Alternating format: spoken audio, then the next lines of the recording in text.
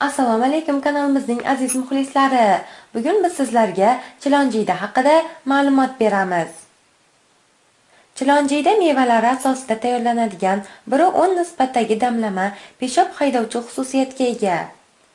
Gipertoniya, xafaqon xastalikka chalingan kishilar mevasidan iste'mol qilsalar, kayfiyatlari yaxshilanadi.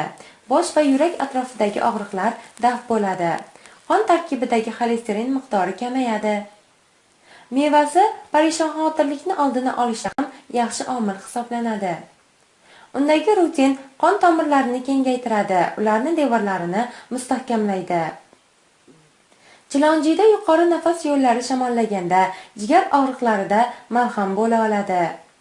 Mevasi qon to'xtatuvchi, qon tozalovchi, soch to'kilishini oldini oluvchi, o'stiruvchi, mayinlik baxsh etuvchi vosita sifatida qo'llaniladi.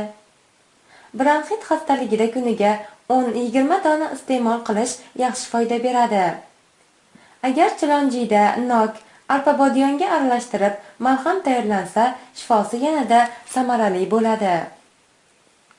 Chilonjiyda badan qizishini davolaydi va chanqoqni bosadi.